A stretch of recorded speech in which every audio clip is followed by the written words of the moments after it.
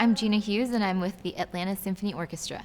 I just played the chromatic scale for you, going from low C to high F.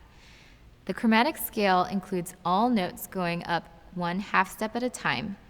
The way you can learn this is you can flip to your fingering chart and just go in order from C to F and back down again. A couple fingerings that you want to be aware of are the B flat fingerings. In your fingering chart, you may notice 3 different fingerings. The first is first finger on your left hand, B natural, thumb, first finger on your right hand, and pinky. The second fingering is the thumb B flat fingering, where you slide your thumb over to your B flat finger and you release the first finger on your right hand.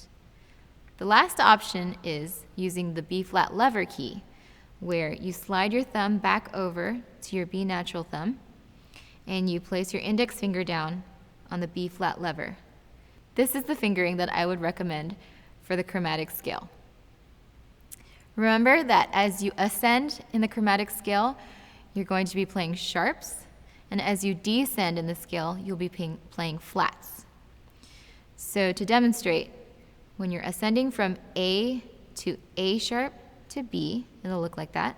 And as you descend from B to B flat to A, it'll be like that. An enharmonic is like a synonym. It's 2 words for the same thing. A sharp and B flat are the same fingerings. To get the low C to speak easily, avoid tightening the corners of your lips in a smile and keep them relaxed so that your lips can be supple and you can keep more air flowing quickly. Also, the smaller the aperture of your lips or the opening, the higher the pitch can go. So make sure to keep your lips relaxed so that the aperture is quite wide and you get lots of air flowing down into the flute.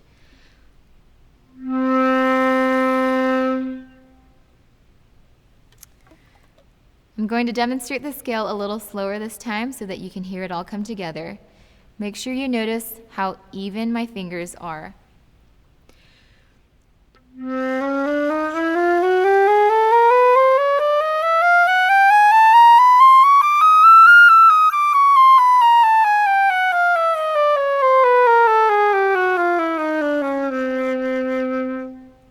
And that's the chromatic scale. I hope that helps.